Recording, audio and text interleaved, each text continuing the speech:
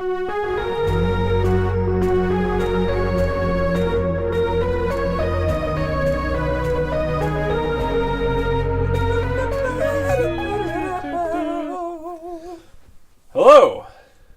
Welcome back. It's been a while since we've had a one-on-one with Glen and Brent, and we are super excited about Season 2 coming soon to you. But we wanted to share some thoughts before the basketball season gets underway. Glen, what have you been up to since we last shot an episode? Well, I've been back in school, and I've been studying things that I care a lot about. Like Rodney Dangerfield? A little bit of that, a little bit of other things. It's just preparing my life for the future, knowing that things won't be the way they are now for much longer. Like Rodney Dangerfield in Ladybugs? Well, there was a little bit of that, getting to know the younger students because I am a non-traditional one. And it's really forcing me to see things in a new way and seeing new worlds that I didn't know were there. Do you think that the kids, as we would call them, look up to you in a way or look down upon you with scorn? They don't speak to me, and they don't find me attractive. But none of this is a big deal because I've moved on. Right. You've moved on. Well, I've been still sitting here in the basement shooting other shows. Really? Mm. But did you try to call me or? No, you said not to. I did do that. Well, Glenn, here we are. It's October, and that means that although football is going on and football is fine and all, it's not college basketball, and that means the most wonderful time of the year is approaching. Yes. This past week, I was lucky enough to attend the Miami Heat and New Orleans Pelicans exhibition game here in Louisville at the Yum Center, which saw the debut in the NBA of Russ Smith. Outstanding. He ended up with 12 points. I think he had a couple steals, a couple rebounds, and he was only in there for about 13 minutes altogether. They didn't put him in until the third quarter.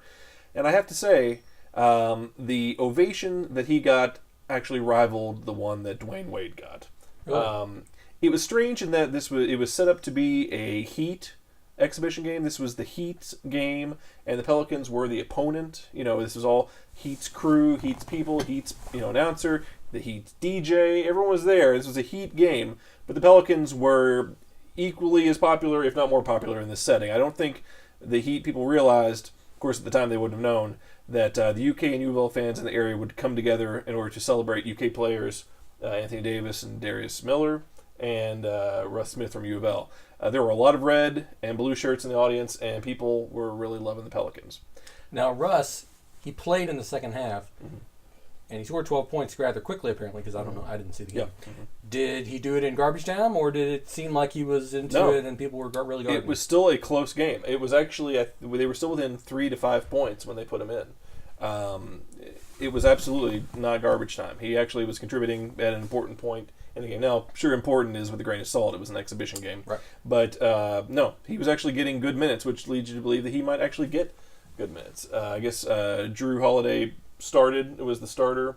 But Russ came in the third quarter and then actually started again in the fourth. They took him out at some point. And I think Jimmer Fredette may have run down the clock as he sort of swung between the two and the point there at the end. They have several guards that they're trying to figure out. Yeah. Jimmer's one. Rivers, Austin Rivers. Eric Gordon, is he hurt? I don't know. He used to be their their franchise players, but yeah. But anyway, my takeaway from that is that although again this was an exhibition in which Dwayne Wade and Chris Bosh started the game, played in the first quarter, and he didn't see it much after that because it's exhibition, and of course the Heat aren't going to put their best players out there for the entire game. But even that being said, it was a competitive game. The Pelicans won, and Russ gave good minutes. I could easily see him getting actual minutes this year. That's outstanding. I think they're giving him a little confidence, and I'm really proud of him. It was electric. It was great to be there at the time. I will miss Russ as a Cardinal, but in some ways he'll never leave. Exactly. He will always be with us, and I look forward to the ceremony where they will retire his jersey. Surely to God, they will. What else we have coming up? We have the scrimmages coming up, I believe, October 19th and 26th. Red-white scrimmage. Red-white scrimmage. That'll tell us what we have going on. Are we sure of the starting lineup? You got your Wayne, your Chris Jones, Terry Rozier, Montrez, and I guess Mango, right? Yes, Mango. You have to think. I mean, he was coming on strong at the end of last year.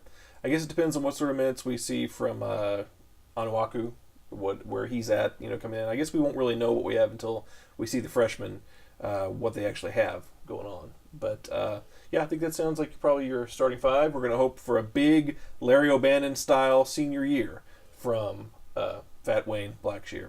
I hope he's going to come on strong, show us what he's got. This will be the best Wayne we'll have. Whether it's going to mean great things, I don't know, but I think we will see the best he can do. Well, I think that's about the most we've actually said about serious basketball since we started the show. We had so much stored in us. And then it was taken over by puppets and weird little skits. So I just Brent! Please tell me that's not the puppet of my mother. But, Joseph Brent Stewart! Yeah. Hi. You're not... oh, it is Here we Brent's are. mom. You promised, your father and I, that you would move out of our basement by the end of last month, and yet here you are, beginning season 2 of your adult puppet show in the basement. You are ashamed. I'm ashamed of you, Brent. You bring disgrace to our family! Well, for one, this is my basement in my house that I own with my wife. We've talked about this before. All lies. You're a puppet, and you're not my mother. And I think the last time we had this conversation, you got your face ripped off. So I don't know if you really want to push that button too much, or... Glen, I wish you were my son. Oh, yeah. You're so nice. At least I don't have to talk about you in whispers when my friends come over for bridge. My mother does not play bridge. Maybe Bunko So like you 30 know. years ago, but...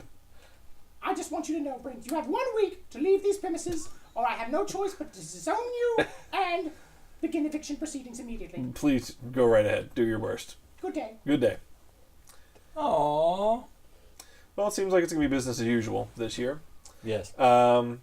Please go to our channel, 2 Men, 1 Couch, where you can watch old episodes of One-on-One with Glen and Brent, as well as upcoming episodes of One-on-One with Glen and Brent, as well as our new show, Bits and Brews with Brent and Brian and Buzz. Can we speak to how we've improved since the first season of One-on-One so that people can tune in hoping for the best? Well, we're better. Everyone that does a thing is better at the thing they do. The equipment is marginally better, and we have more of it. Yes. We write things down on a piece of paper ahead of time and arrange them through a series of cut and paste techniques. And then we present it in this live way. There you go. Well, I think that's all we have until the show actually launches. Thanks. Check us out, and we'll see you soon.